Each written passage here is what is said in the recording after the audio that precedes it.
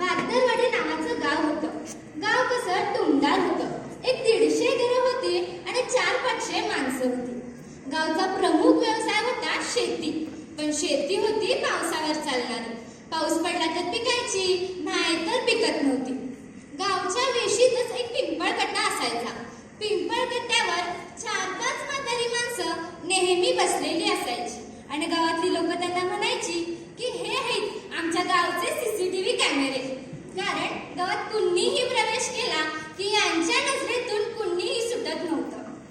गावातील एक ज्येष्ठ माणूस म्हणजे गावचा आबातात्या. आबातात्या म्हणजे गावचं वैभव. सगळ्या काही कारणांना आबातात्या जातीनिशी हजर असायचा.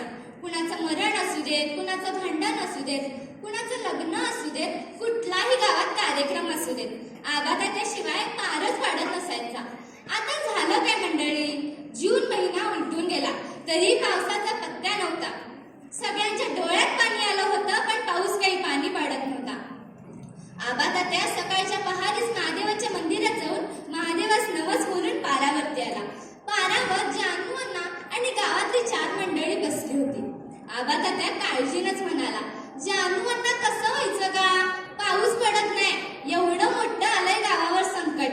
जानू अण्णा तसा 80 गाठलेला माणूस. जानू अण्णा म्हणाला, अरे लेकरा, 10 वर्ष झालं गावात चंकोबा फिरवला नाही. चंकोबा हा गावचा देव. ज्या वेळेला गावात पाऊस पडत नसायचा त्या वेळेला गावात चंकोबाची मिरवणूक काढली जायची.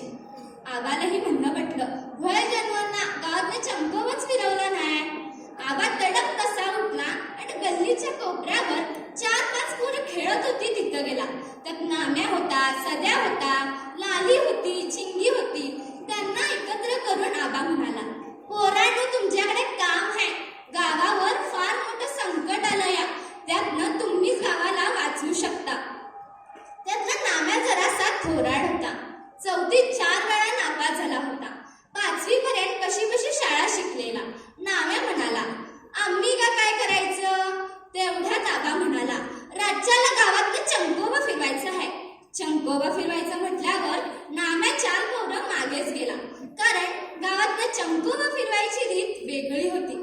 ज्या मुलाच्या डोक्यावर चंकोबा दिला जायचा त्याने आपले सगळे कपडे काढायचे आणि डोक्यावर चंकोबा घेऊन गावभर फिरायचं, असं असायचं. हे ऐकताच नाम्या बाजूला सरला. तेवढ्यात सध्या म्हणाला, नाम्या, तू घे चंकोबा. नाम्या म्हणला, मी नाही घेणार, मला लाज वाटते आणि गावातल्या पोरी फुकटचा सिनेमा बी बघतात की. आता नाम्या म्हणाला, होय होय, बरोबर आहे, बरोबर आहे. आता सगळ्यांचा मोर्चा लाल्याच्या घराकडे गेला. लाल्या अंगाने हडकुळा, अंगात एक ढगळा शर्ट, कमरेवर एक भिजार. तीही डोक्यात 2-3 ठिकाणी फाटलेलीच होती. 8 दिवस झाले होते लाल्याच्या पोटात अन्नाचा कणही नव्हता. आम्ही सारे म्हणालो, लाल्या, तू घे चंकोबा. लाल्या बावरला. लाल्या म्हणाला, काय.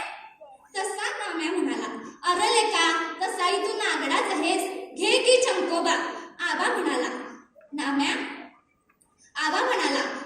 असं का बोलतोस. लाल्या, घे चंकोबा. गावातली लोक गुळ खोबरं देतात आणि जर चंकोबा घेणार आहे त्याला माझ्याकडून 1 आण्याचं बक्षीस सुद्धा आहे. आता 8 दिवस झाले होते लाल्याच्या पोटात अन्नाचा कणही नव्हता. आबांच्या तोंडात गुळ खोबऱ्याचं नाव ऐकताच लाल्या थोडासा हरकला आणि चंकोबा घ्यायला तयार झाला. शेवटी ठरलं की राज्याला गावात चंकोबा फिरवायचा.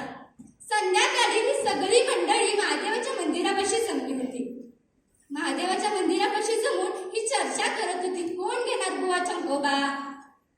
आबातात्यानं एक चंकोबाचा दगड घेतला आणि लाल्याच्या डोक्यावर ठेवला. त्याला हळद कुंकू लावला. नाम्यानं हलगी घेतली. लालीनं गुळ खोबरे गोळा करायची पिशवी घेतली आणि ही पोरं गावात चंकोबा फिरवायला निघाली. ही पोरं एकेकाच्या घरासमोर जायची आणि एकच गाणं म्हणायची, पाऊस पाणी आभाळदानी, पाऊस पाणी आभाळदानी, पाऊस पडू दे जोरानं, पाऊस पडू दे जोरानं, कंडी भरू दे जोमानं, कंडी भरू दे जोमानं. त्या घरातली बाई एक कळशीवर पाणी घेऊन यायची आणि चंकोबावर ओतायची. चंकोबावर ओतता ओतता लाल्याच्याही अंगावर पडूनच जायचं. संध्याकाळी 7 वाजले, 8 वाजले, एक कळी संपली. गाव तसा बराच शिल्लक होता. पोरांचा जोश तात्पुरता होता. हळूहळू पोरांचेही पाय दुखू लागले होते. थंडी वाढत चालली होती. रात्री 12 वाजले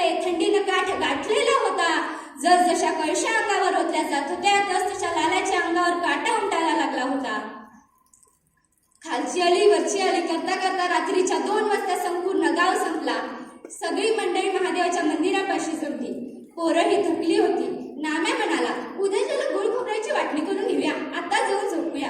मी कसं बसं घर गाठलं. घरात आल्यावर डोळा लागत नव्हता, कारण कधी एकदा गुळ खोबऱ्याची वाटणी मिळते असं झालं होतं. पहाट झाली. 7-8 वाजले असतील. सारे जण महादेवाच्या मंदिरापाशी जमलो. आबा त्यानं गुळ खोबऱ्याची वाटणी करून दिली. आम्ही साऱ्यांनी गुळ खोबरं घेतलं, पण लाल्या काही त्या ठिकाणी आला नव्हता. मला जर असं कसं तरी झालं, कारण लाल्या माझा जिगरी दोस्त. लाल्याचाही वाटा माझ्याकडेच घेतला आणि तसाच शाळेत निघालो. मला म्हटलं लाल्या शाळेत तरी आला असेल, पण लाल्या शाळेतही आला नव्हता. माझा काय शाळेत जीव रमेना. शाळा सुटल्यावर तडक लाल्याच्या घरी गेलो. पाहतो तर काय, लाल्या अंथरुणात निजलेला होता. लाल्याची आई चुलीजवळ बसली होती. मी लाल्याला हाक दिली, लाल्या, ए लाल्या. लाल्या काही आवाज देईना. लाल्याची आई म्हणाली, काल रातच्याला ताप चढलाय. ताप काही कमी व्हायचं नावच घेईना. मी लाल्याला जाऊन हात धरला. माझा हात चटकन मागे आला, कारण लाल्याचं अंग तापानं फणफणलेलं होतं. पहिला दिवस गेला, दुसरा दिवस गेला. लाल्या काही अंथरुणातून उठायचं नावच घेत नव्हता. शेवटी आबा त्या लाल्याच्या घरी गेला आणि लाल्याच्या आईला म्हणाला, उद्याच्याला डॉक्टरकडे नेऊन सुई टोचून आणूया. आईनंही मानेनं होकार दिला. आता ठरलं की उद्याच्याला डॉक्टरकडे नेऊन सुई टोचून आणायचं. 3-4 दिवस झाले होते. आभाळातही फरक पडला होता. ढग जमू लागले होते. थंड वारं वाहू लागलं होतं. सकाळच्या पहारेला ढगानं गर्दी केली होती. लाल्याच्या दारासमोर दत्तूपाची बैलगाडी येऊन थांबली. आबा त्यानं लाल्याला उचलून गाडीत घातला. गल्ली माणसानं भरलेली होती. आकाशात जसे ढग दाटले होते, तसेच माणसांचेही डोळ्यात ढग दाटले होते. आता दत्तूपाने बैलाला हाक दिली. गाडी पुढे जाऊ लागली. करा चाकांचा आवाज आला. गाडी गल्लीच्या कोपऱ्यावरनं जाते न जाते तोच लाल्याच्या आईने जोरदार हंबरडा फोडला. लाल्या, लाल्या. मला काय करायचं समजत नव्हतं. मी आईला बिलकुलच पाहत होतो. लाल्याची आई ढसाढसा रडत होती. मी आईला विचारलं, काय झालं? आई म्हणाली, लाल्या आपल्याला सोडून गेला. मला काय करायचं समजत नव्हतं. आभाळ